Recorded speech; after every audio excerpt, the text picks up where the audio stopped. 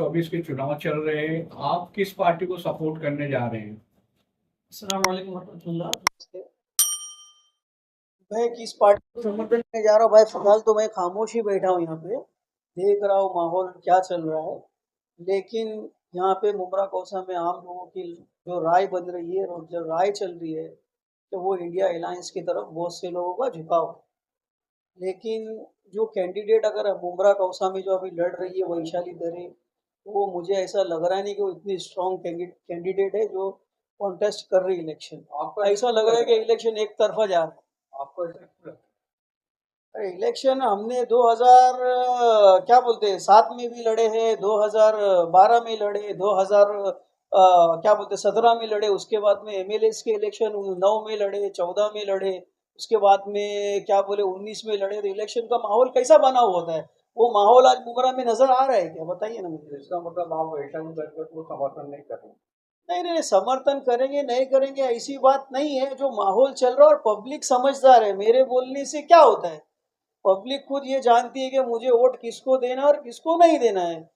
समझे मेरी बात को। पब्लिक तो एकदम वोट करेगी, लेकिन आपका समर्थन किसको रहेगा, मेन सवाल ये है।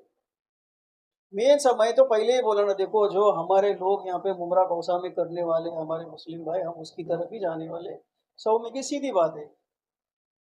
नहीं, जैसे आप लोग पे आरोप भी लग रहा है, विपक्ष लोग आपका आरोप लगा रहे हैं कि आमदार ने भी आप पे आरोप लगाया है कि आप लोग बोले कि वोट किसी की पार्टी को। या आमदार ने मेरा नाम लेके आरोप लगाया तो मैं भी खुलकर बोल दिया होता। आमदार ने मेरा नाम लेके नहीं बोला कि Ibrahim Raut. My dear brother, Ms and Mrs, there are 100 of Ms and Mrs active in politics, है क्या नहीं है। वो मेरा नाम लेके बोलते हैं इब्राहिम राउत एंड अश्विन राउत ने अलमास कॉलोनी में जाके लोगों को बोला है कि नोटा दबाओ, एक आदमी मेरे सामने लेकर आ जाओ, मैं उधर आने को तैयार हूँ। अगर मैंने किसी को बोला हूं तो आपके पास ऐसा कोई एविडेंस है क्या। अश्विन राउत ने इधर बैठ के क्या बोली थी कि आप जो है इतने सारे कैंडिडेट्स है, उसने ये नहीं बोली थी आप वोट करने के लिए बाहर निकलो, अगर आपको फिर भी नहीं जमता है, XYZ नहीं जम रहा, उसके बाद आप नोटा दबाओ। उसने डायरेक्ट आके नोटा दबाओ, लगता मेरे ख्याल से उन्होंने न्यूज को पूरा सुना नहीं था, मेरा जहां तक जजमेंट। और आरोप लगाने के लिए क्या है, जबान है, कुछ भी बोल देता है आदमी। आप इंडिया अलायंस को सपोर्ट करेंगे? मैंने तो आपको बोल दिया ना भाई, जो माहौल जो चल रहा है आज मुमरा में, हमारे लोगों का जो माहौल है, उलमा जो बोल रहे हैं वो हिसाब से हम वही काम करेंगे जो उलमा बोल रहे हैं। मुमरा का तो माहौल झुकाव जो है इंडिया अलायंस की तरफ ज्यादा है। तो इंडिया अलायंस मैं भी तो वही बोल रहा हूँ ना, मैंने कौन सी दूसरी बात की हम आपसे। झुकाव जहां पर है हम उधर ही जाएंगे, लेकिन जो अगर सेक्युलर यहाँ पे कैंडिडेट होता, मेरी बात आप जरा ध्यान से सुनो, मैं क्या बोलना चाह रहा हूँ। सेक्युलर कैंडिडेट होता जैसे जितेंद्र आव्हाड साहब, और भी हमारे बहुत से लोग हैं जो सेक्युलर माइंड है, ये दूसरी जगह जा नहीं सकते। आव्हाड साहब मुसलमानों के लिए कई बार बोले हैं, मुमरा के मुद्दे पर कई बार सदन में बोले जितेंद्र आव्हाड साहब ने, हम इसको डिनाई नहीं करते। अब क्या गारंटी है इसके बाद में वैशाली दरेकर ये मुसलमानों के लिए बोलेगी, बोलेगी क्या। देखो हर बार पार्टी बदली होती है, उद्धव ठाकरे साहब महाविकास आघाड़ी में 2019 में महाविकास आघाड़ी की आपस में गठजोड़ के सरकार बनी, उद्धव ठाकरे साहब सीएम बने, बराबर है। उसके बाद में एक विषय आया था औरंगाबाद को संभाजी नगर करने का। जब तक महाविकास आघाड़ी की सरकार थी, औरंगाबाद औरंगाबाद ही था, संभाजी नगर नहीं हुआ था।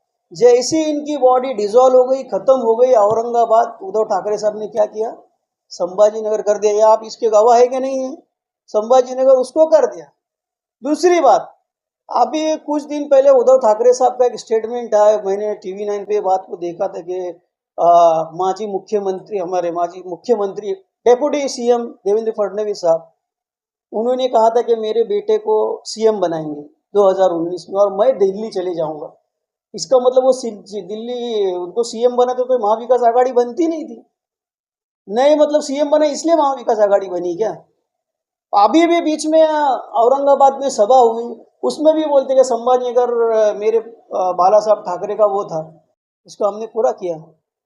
तो आप क्या गारंटी दे सकते हैं कि इन्होंने कोई एग्रीमेंट किया कि हम इसके बाद में हम सेक्युलर ही रहेंगे। बस मन में एक दुख है, दूसरा ऐसी कुछ बात नहीं है। हाँ वो मुसलमानों के फेवर में जैसा कर रहे आगे भी करते रहे तो इंशाल्लाह हम उनके लिए वेलकम है, कोई ऐसा हमारे दिल में ऐसा थोड़ी बात है। बस वो मेरा एक सवाल है इब्राहिम जी, भाई, जी। क्या आपके वरिष्ठों ने, जैसे आमदार जितेंद्र आवाड साहब ने अपने जो नगर सेवक वगैरह है उनसे इस बारे में कोई चर्चा नहीं की? अगर आप नाराज है कोई बात को लेके तो आप लोगों की नाराजगी क्यों नहीं दूर की जा रही?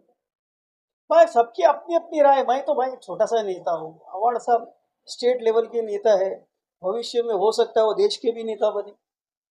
हमारी तो शुभकामना सबके लिए, ऐसा नहीं है कि नहीं, वो सेक्युलर है इसलिए मैं बोल रहा हूँ। मतलब ये कैंडिडेट आप पे थोपा गया है, ऐसा नहीं लगता आपको कि मतलब आप दिल से खुश नहीं है?